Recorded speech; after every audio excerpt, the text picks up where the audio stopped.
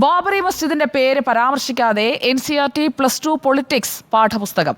രാമജന്മഭൂമിയിൽ നിർമ്മിച്ച 3 മിനാരങ്ങളുള്ള കെട്ടിടമെന്ന വിശേഷണമാണ് പകരം ഉപയോഗിച്ചത്. 16-ാം നൂറ്റാണ്ടിൽ നിർമ്മിച്ച പള്ളി എന്നായിരുന്നു പഴയ പാഠഭാഗം.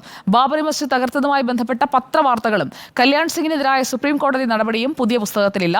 സുപ്രീം കോടതി വിധിക്ക് ശേഷം വരുത്തിയ മാറ്റങ്ങളെന്നാണ് NCERTയുടെ വിശദീകരണം. ശരത് കെ ശശി നമുക്കൊപ്പം ചേരുന്നു കൂടുതൽ വിവരങ്ങളുമായി. ശരത് കെ ശശി, ഈ മാറ്റങ്ങൾ വരുത്തിയതായി ശ്രദ്ധയിൽപ്പെട്ടത് എപ്പോഴാണ്? എന്തുകൊണ്ടാണ് ഇങ്ങനെയൊരു എഡിറ്റ് എന്നാണ് NCERT പറയുന്നത്?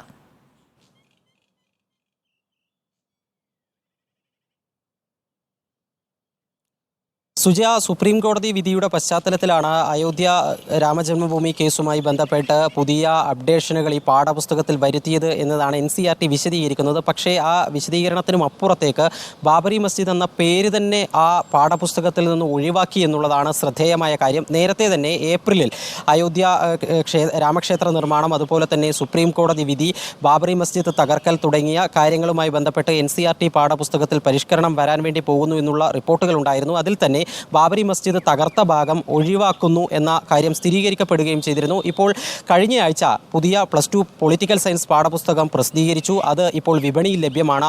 പുസ്തകം പരിശോധിക്കുമ്പോഴാണ് കാര്യമായ പരിഷ്കാരം തന്നെയാണ് വരുത്തിയത്. അതിൻ്റെ വിശദാംശങ്ങളാണ് ഇപ്പോൾ പുറത്തു വന്നിരിക്കുന്നത്. ഏറ്റവും ശ്രദ്ധേയമായ കാര്യം, നേരത്തെ ഉണ്ടായിരുന്ന പാഠപുസ്തകത്തിൽ പറഞ്ഞിട്ടുണ്ടായിരുന്നത് 16-ാം നൂറ്റാണ്ടിൽ നിർമ്മിച്ചിട്ടുള്ള ബാബറി മസ്ജിദ് എന്നതായിരുന്നു. പക്ഷേ ഇപ്പോൾ പരിഷ്കരിച്ച പാഠപുസ്തകത്തിൽ ബാബറി മസ്ജിദ് എന്ന പേരില്ല.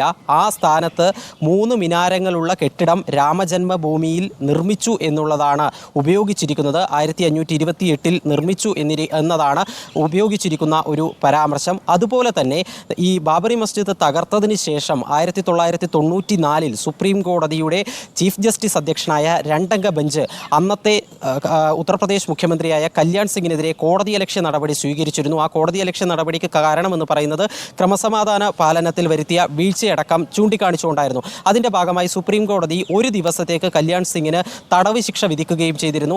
പഴയ പാഠപുസ്തകത്തിൽ ആ ഭാഗങ്ങളൊക്കെ ഉണ്ടായിരുന്നു. എന്നാൽ ഈ പുതിയ പാഠപുസ്തകത്തിൽ അത്തരമൊരു ഭാഗം ഉൾക്കൊള്ളിച്ചിട്ടില്ല. കൂടാതെ മുൻപ് ഉണ്ടായിരുന്ന പാഠപുസ്തകത്തിൽ ഈ രാമക്ഷേത്രം നിർമ്മിക്കുന്നതിൻ്റെ കാരണമായ ബാബറി മസ്ജിദ് തകർത്തതിൻ്റെ വാർത്തകൾ 1992 ഡിസംബർ 6-ലെ സംഭവങ്ങൾ സംബന്ധിച്ചിട്ടുള്ള വിശദമായ പത്ര റിപ്പോർട്ടുകൾ പഴയ പാഠപുസ്തകത്തിലുണ്ടായിരുന്നു. അതിലൊന്ന് ഈ ബാബറി മസ്ജിദ് തകർത്തു എന്നുള്ളത് ചിത്രം സഹിതമുള്ള വാർത്ത. അതുപോലെ തന്നെ AB വാജ്പേയി ഈ ബാബറി മസ്ജിദുമായി ബന്ധപ്പെട്ട് BJPയുടെ കണക്കുകൂട്ടലുകളിൽ പിഴവ് പറ്റി എന്ന രീതിയിലൊരു പരാമർശം നടത്തിയിരുന്നു. അത് സംബന്ധിച്ചിട്ടുള്ള ഒരു പത്ര ക്ലിപ്പിങ്ങും പഴയ പാഠപുസ്തകത്തിലുണ്ടായിരുന്നു. എന്നാൽ ഈ പത്രവാർത്തകളൊന്നും പുതിയ പാഠപുസ്തകത്തിൽ കാണാനാകില്ല. ആ രീതിയിലുള്ള പരിഷ്കാരങ്ങളാണ് ഇപ്പോൾ NCERTയുടെ പാഠപുസ്തകത്തിൽ ഉണ്ടായിരിക്കുന്നത്. നേരത്തെ തന്നെ ഈ ബാബറി മസ്ജിദുമായി ബന്ധപ്പെട്ടിട്ടുള്ള ഭാഗങ്ങൾ ഒഴിവാക്കിയതിൽ NCERT നൽകിയ വിശദീകരണം അത് ഈ 2019-ലെ സുപ്രീം കോടതി വിധിയുടെ പശ്ചാത്തലത്തിലാണ് മാറ്റങ്ങൾ വരുത്തിയത് എന്നുള്ളതായിരുന്നു. ആ വിശദീകരണം തന്നെയാണ് ഇപ്പോൾ ബാബറി മസ്ജിദിൻ്റെ പേര് പോലും പരാമർശിക്കാത്ത സാഹചര്യത്തിലും അവർ ആവർത്തിക്കുന്നത്. ഓക്കെ, ശരത് കെ ശശിയാണ് വിവരങ്ങൾ നൽകിയത്.